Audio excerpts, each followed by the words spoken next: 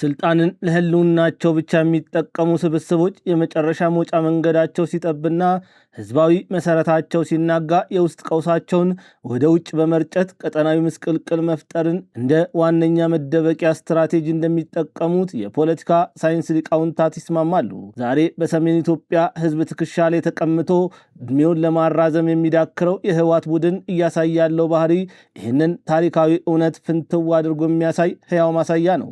ቡድኑ ከውስጣዊ መሰነጣጠቅ፣ ከህዝባዊ እምቢተኝነትና ከኢኮኖሚ ውድቀት ለመውጣት የሚወስዳቸው እርምጃዎች ራሱን ብቻ ሳይሆን መላው የአፍሪካ ቀንድ ቀጠናን ወደማይወጣበት የእሳት ማዕበል ውስጥ የሚከት መሆኑን መሬት ላይ ያሉት መረጃዎች ይመሰክራሉ። ይህ ትንታኔ የሚያተኩረው ቡድኑ በአሁኑ ወቅት የሙያ ነፃነትን ለማፈን በጋዜጠኞች ላይ ከደቀነው የግልጽ ዛቻ ጀምሮ የአማራና የቤንሻንጉል ጉሙዝ ክልሎችን ለመቀራመጥ በምናብ የሳለው የሀገረ ትግራይ አፍራሽ ካርታን በትግራይ ወጣቶች ላይ እየተፈጸመ ስላለው አስገዳጅ ወታደራዊ አፈሳ እና የጦር ክፍሎቹን በዶላር እየለወጠ በሱዳን የእርስ በርስ ጦርነት ውስጥ ስለተሰማራበት አደገኛ ቁማር ነው። እነዚህ እርስ በርሳቸው የተሳሰሩ ክስተቶች ቡድኑ የመጨረሻውን የህልውና ጨዋታ እየተጫወተ መሆኑን የሚያሳዩ ምልክቶች ናቸው። የትምህርት ተቋማትን የጦር መጋዘን በማድረግ የህፃናትን መብት ከመጣስ ጀምሮ በጥገኝነት ጥላ ስር የነበሩ የኤርትራ ስደተኞችን ለደህንነት ስጋት አሳልፎ እስከ መስጠት የደረሰው የሞራል መውደቅ ቡድኑ ለዓለም አቀፍ ሕግጋትና ለሰብአዊ እሴቶች ያለውን ንቀት ያሳያል። በሌላ በኩል በአሜሪካን የተጣለበትን የቪዛ እገዳ በትግራይ መህር ላይ የተቃጣ በማስመሰል ህዝባዊ ሽፋን ለመስጠት የሚደረገው የፈትለ ወርቅ ገብረ እግዚአብሔር ወይም ሞንጆሪኖ የፖለቲካ ቲያትር ቡድኑ በዓለም አቀፍ መድረክ የተጋረጠበትን የብቸኝነት ስነ ልቦናዊ ጫና ለመቋቋም የሚያደርገውን መፍጨርጨር ያሳያል።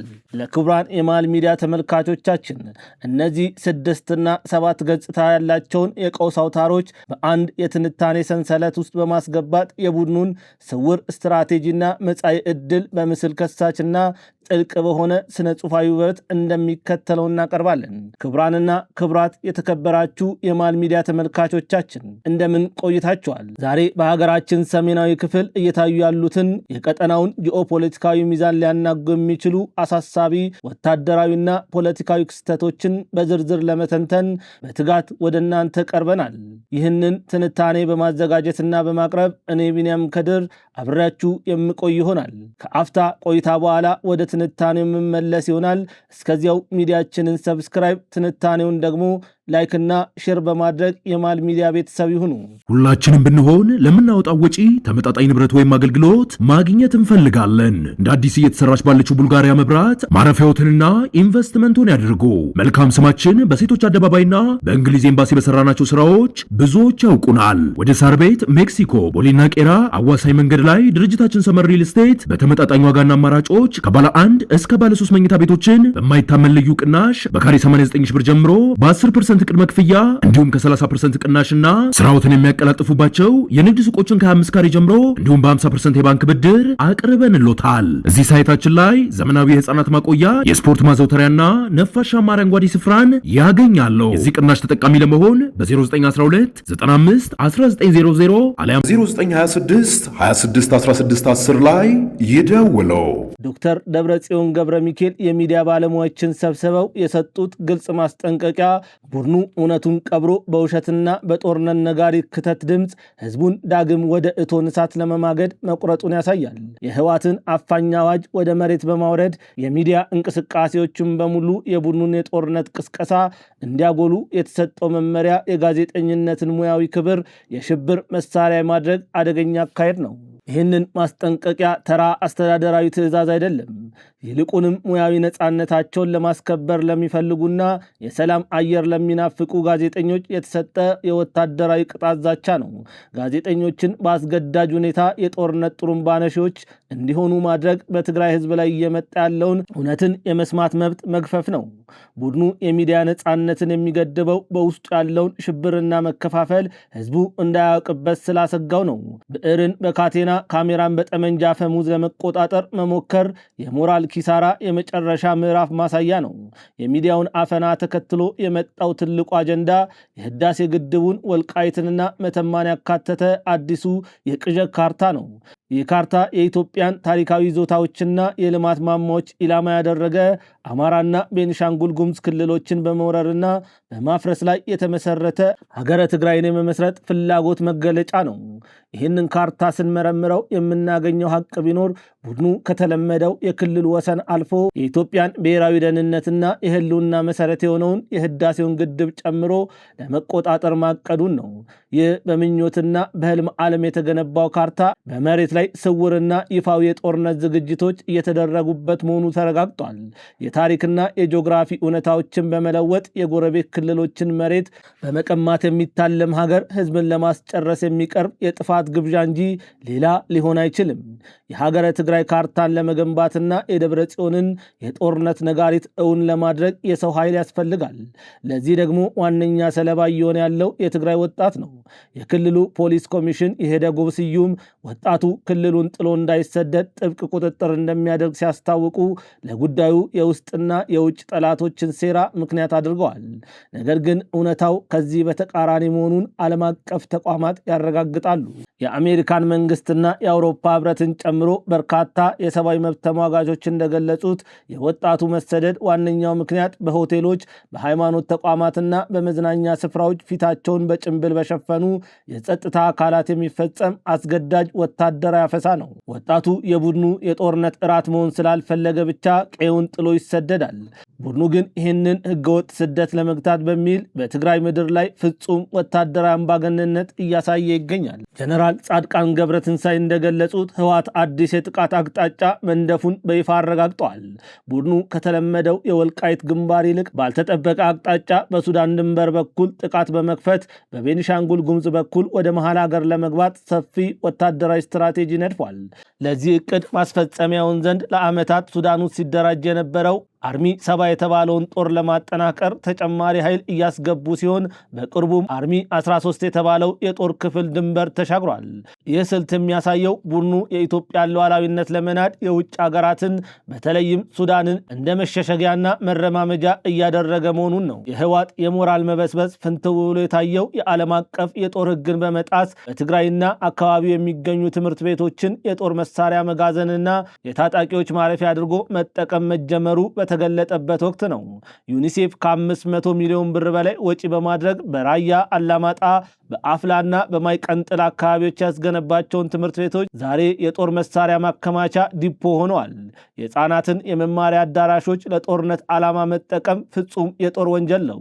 ይህ ድርጊት በዓለም አቀፉ ማህበረሰብና በሰብአዊ መብት ተሟጋቾች ዘንድ ከፍተኛ ውግዘትን ያስከተለ ሲሆን ቡድኑ ላይ ጥብቅ ማዕቀብ እንዲጣል ጥሪ እየቀረበበት ይገኛል። ትምህርትንና የህፃናትን ተስፋ ለጦርነት ጋሻነት መጠቀም የቡድኑን ጨካኝ ባህሪ በግልጽ ያሳያል። የቡድኑ አደገኛና ያልተገመተ አካሄድ የደረሰበት ሌላው ምዕራፍ በትግራይ ክልል ታስረው የነበሩ 19 የኤርትራ ስደተኞችን ባለፈው ሰኔ 19 ቀን 2018 ዓ.ም ወደ ኢትዮ ኤርትራ ድንበር ሰንበል በተባለ ቦታ በመውሰድ ለኤርትራ የደህንነት አካላት አሳልፎ መስጠቱን ነው። ይህ እርምጃ በዓለም አቀፉ የስደተኞች ሕግ ፍጹም የተከለከለና በትግራይ የሚኖሩ በሺዎች የሚቆጠሩ ስደተኞችን ለከፍተኛ ስጋት የዳረገ ተግባር ነው። ይባስ ብሎ ደግሞ ህወሓት አርሚ 70ና አርሚ 13 የተባሉ የጦር ክፍሎቹን በሱዳን ደማዚን አካባቢ ለሚገኘው የጀነራል አብዱል ፈታህ አልቡርሃን ጦር ለእያንዳንዳቸው $500 በሚደርስ ክፍያ አሳልፎ መስጠቱ ተሰምቷል። የትግራይን ወጣቶች በአፈሳ ሰብስቦ በስደት ስም ወደ ሱዳን አሻግሮ በመጨረሻም በዶላር ለውጦ በሱዳንና በፈጣን ደራሽ ኃይሎች ወይም አርኤስኤፍ መካከል ያለው የእርስ በርስ ጦርነት ውስጥ እንደ ቅጥረኛ ወታደር መማገድ ፍጹም የጭካኔ ጥግ ነው። ይህ የቀጠናውን ቀውስ ከመቼውም ጊዜ በላይ የሚያወሳስበውና የኢትዮጵያን ድንበሮች አላስፈላጊ ወታደራዊ ስጋት የሚዳርግ አደገኛ አካሄድ ነው። ይህ ሁሉ ወታደራዊ ዲፕሎማሲያዊ ቀውስ ባለበት ወቅት የህወሓት ጽሕፈት ቤት ኃላፊ ፈትለወርቅ ገብረ እግዚአብሔር ጋዜጣዊ መግለጫ በመስጠት የፌዴራል መንግስቱ ወታደሮቹን ከምዕራብ ትግራይ ወደ ምስራቅ ትግራይ እያሰማራ ነው ሲሉ ወንጅለዋል። ይህ አባባል የፌዴራል መንግስቱ የሀገሪቱን ሉዓላዊነት ለመጠበቅና የቡድኑን የሱዳን መስመር ጥቃት ለመመከት የሚያደርገውን ህጋዊ የደህንነት ስራ ለማደናቀፍና በትግራይ ህዝብ ዘንድ አዲስ የፍርሃት ስነ ልቦና ለመፍጠር የታለመ ፕሮፓጋንዳ ነው። ፈትለወርቅ አክለውም አሜሪካን በአክራሪ የህወሓት አመራሮች ላይ የጣለችውን የቪዛ እገዳ እንደማይቀበሉትና ወደ አዲስ አበባም ሆነ ወደ ውጭ ሀገራት የመጓዝ ፍላጎት እንደሌላቸው በመግለጽ በትግራይ መሪዎች ላይ የተቃጣ በማስመሰል የጀግንነት ካባን ለመላበስ ሞክረዋል።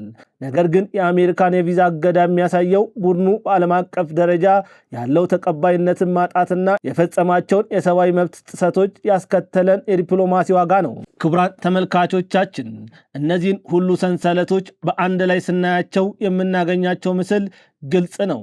አንደኛ የውስጥ አፈሳና ማስገደድን ይመለከታል።